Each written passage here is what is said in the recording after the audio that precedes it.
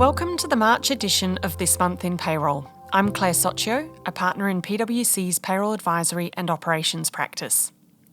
As we open this edition, we'd like to recognise our payroll leaders and colleagues who've been navigating the challenges caused by ex-cyclone Alfred.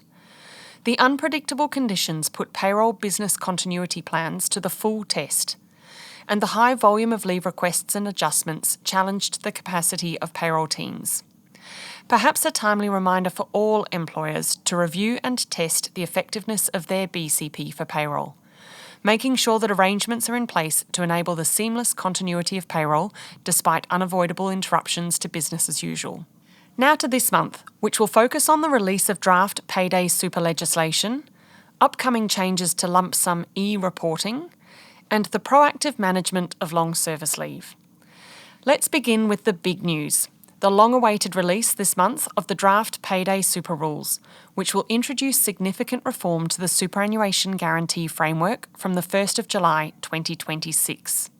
The main objectives are to reduce unpaid super and to strengthen the integrity of the super system at large.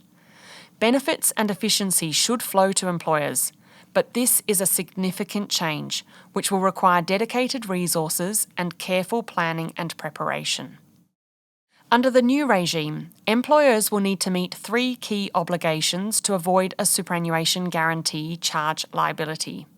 These include accurately calculating each employee's individual SG amount, making timely contributions to the employee's nominated super fund, and complying with choice of fund requirements. Today we'll provide a brief flyover of the changes that are most relevant for payroll. Let's start with some that are expected to simplify super obligations. For example, under the new framework, a consistent earnings base, referred to as qualifying earnings, will be used for the calculation of both SG and SG charge. This simplifies the previous approach, which considered ordinary times earnings, or OTE, for SG contributions, and salary and wages for SG charge calculations. In addition, under the new rules, the maximum contributions base will be applied on an annual basis based on the concessional contributions cap rather than being applied quarterly. This is expected to require configuration changes to payroll systems, particularly where contribution practices previously included quarterly top-ups. And procedurally, the stapled fund process will be improved to allow an employer to request stapled fund details from the ATO before, at, or after an employee is offered a choice of funds. Currently, this request can only be made after the offer, causing delays to the onboarding process. Let's now turn to the change in timing and frequency of contributions, which will have to be made to super funds before the end of the 7th calendar day after payday. This will require significant changes and streamlining of current processes, which typically allow time for the quarterly reconciliation and payment of super. In addition, with the timeframes referring to calendar days, it's worth noting that there does not appear to be a concession or allowance for public holidays. Limited exceptions to the 7-day requirement are, however, expected to apply, including an additional 14 calendar days for new employees, an additional 42 calendar days if the employer makes a contribution for a new employee to a stapled fund that was notified by the ATO and that contribution is rejected, and an extension for out-of-cycle earnings, such as bonuses and back payments, until the contribution date for the next regular payday. Under the revamped SG charge regime, if an employer doesn't meet its obligations, the ATO will assess an SG shortfall and the employer will become liable for the SG charge on the day that assessment is made.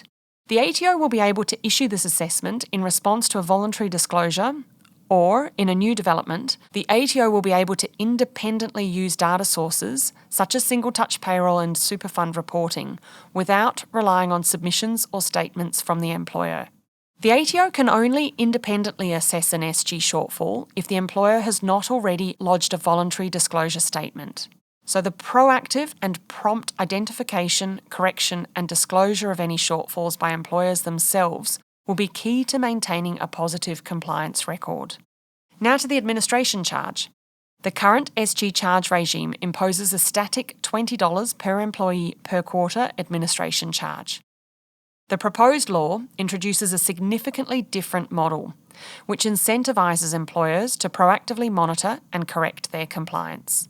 This model includes potentially higher charges, starting at 60%, coupled with an innovative remission model, which allows reductions to that initial charge for voluntary and prompt disclosures of non-compliance.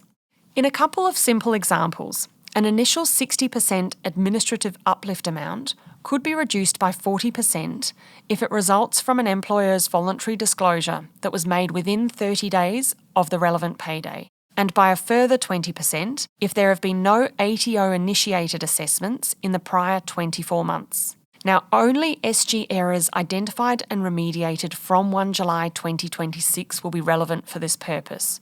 So there's a real incentive to resolve any compliance risks before that date and to enter the new regime with a clean slate. To sum up, Payday Super is the latest example of increasing reliance on single-touch payroll data as the source of truth for an employer's compliance profile. Preparation for change of this magnitude warrants appropriate time and resources. Accurate system configuration, streamlined processes, and strong governance will be critical to achieve compliance and to enable the tightened remittance deadlines to be met. And future penalty exposures will be minimised if you enter this regime with a clean compliance record and confidence that any future compliance risks will be promptly and proactively identified, corrected, and disclosed. The consultation for this exposure draft is open until the 11th of April 2025. We will continue to monitor its progress and to explore with you the key impacts for payroll. Now to the expected removal of the current $1,200 threshold for lump sum e-reporting that will take effect from 1 July 2025. Let's first recap the current rules for lump sum e. When an employer makes a back payment of salary or wages, either due to a delay or to correct a historical error, there's a need to consider the appropriate reporting of that back payment for single-touch payroll purposes. Under current rules, if the following two limbs are satisfied, back payments need to be reported through STP2 as a lump sum e-payment, identifying the financial year to which it relates. The first is that the back payments were accrued or were payable more than 12 months before the actual date of payment. And the second is that the back payments equal or exceed $1,200. If either of these limbs are not satisfied, for example, the back payments are paid within 12 months of accrual, or the amounts are less than the $1,200 threshold, they are not reported as lump sum E amounts and are instead reported through STP2 as the relevant payment type, such as gross, allowances, or overtime. The purpose of separately identifying these back payments and the year to which they relate is to ensure that the employee is taxed on the back payment at the rate that would have applied had they actually received it correctly and on time in the earlier tax year. This is particularly relevant where an individual's income level and effective tax rate has increased across time. So what is the expected change? The ATO has announced that the $1,200 lump sum e-reporting threshold will be removed from the 1st of July 2025. Revised STP2 guidance is expected to be released over the coming months. If implemented as expected, this change will remove the second limb we discussed earlier and will mean that all back payments accrued or payable more than 12 months before the actual date of payment will be reported as lump sum E, regardless of their quantum. So employers will need to carefully identify and attribute the financial year to all relevant back payments, whether they are above or below the current $1,200 threshold. In addition, payroll software will need to be updated to capture and report the amounts correctly for STP2 purposes. Employers can start to prepare now for this change by identifying any processes and documentation that will need to be updated once the detailed ATO guidance is available. Employers should also communicate with their software provider to check that the necessary updates will be made in time to comply with this change. Any communications or FAQs provided to employees with remediation or back payments should also be reviewed and updated if required to remove reference to the $1,200 threshold and to correctly articulate the new reporting obligations. Lastly, to key messages about long service leave compliance. At our PwC Workforce Leaders Forum during March, we heard from Robert Hortle, Commissioner of the Wage Inspectorate Victoria, and Georgia Potter-Butler, Director of New South Wales Industrial Relations, who both shared insights and provided guidance for employers about long service leave. Robert and Georgia recognised that long service leave is both a legal and moral obligation. They spoke at length about the respective regulators' focus on education, information, and guidance for employers, as well as their roles enforcing compliance and pursuing judicial clarity through the courts where it's required. To summarise the key lessons from this discussion for large employers. Given the different and complex state-based rules, and that some laws are many decades old and don't always align with today's ways of working, investment in education, training, and specialist support is critical to navigate the rules and areas of ambiguity. Early conversations about compliance at the highest organisational levels are crucial to ensure correct and timely LSL entitlements and to prevent the escalation of disputes. This is consistent with the expectations of the Fair Work Ombudsman that boards and senior executives are accountable and actively and regularly involved in overseeing activities to monitor compliance with pay and leave entitlements. Default payroll modules are not always equipped to handle all the nuance of long service leave, especially where there are changes to location and employment type and breaks across an employee's continuous service. This may mean that additional investment is needed in robust systems, processes, and expert guidance.